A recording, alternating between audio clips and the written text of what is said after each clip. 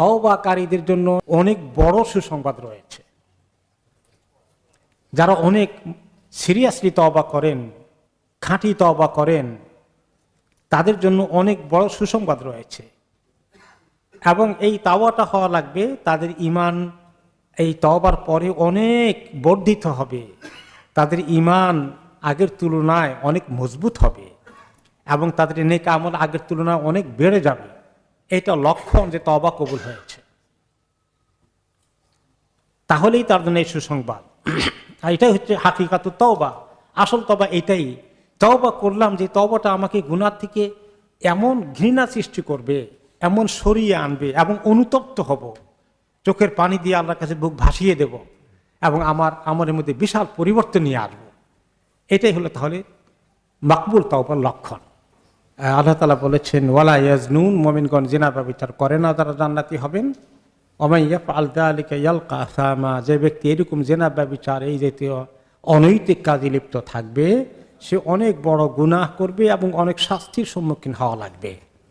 ইউদাআফ লাহুল আযাবু ইয়াউমুল কিয়ামা, কিয়ামতের দিন তার আযাবকে অনেক গুণ বাড়িয়ে দেওয়া হবে, ডাবল ডাবল করে শাস্তি দেওয়া হবে। ওয়ায়াখলুদ ফীহি মুহানা, এবং সে এই আযাবের মধ্যে অত্যন্ত অপমানিত, অপদস্থ হয়ে তাকে আযাব সহ্য করতে হবে।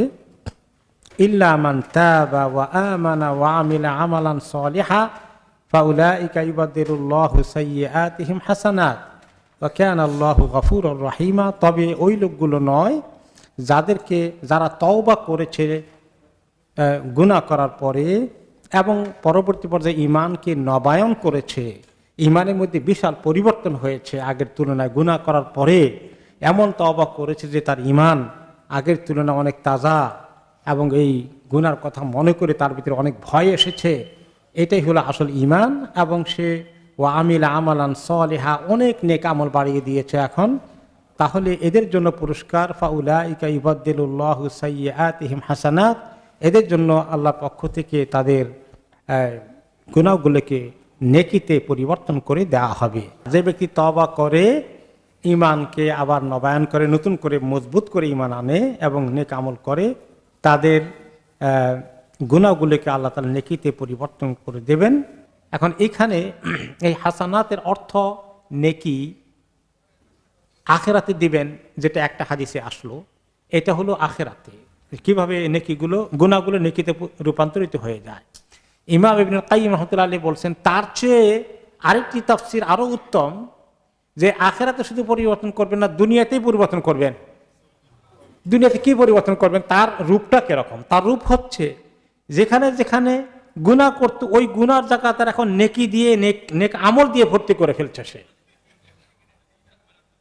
তার আমল, দৈনন্দিন আমলের মধ্যে যেখানে যেখানে গুনাহ ছিল সেগুলো এখন দখল করেছে নেক আমলগুলো দুনিয়াতেই।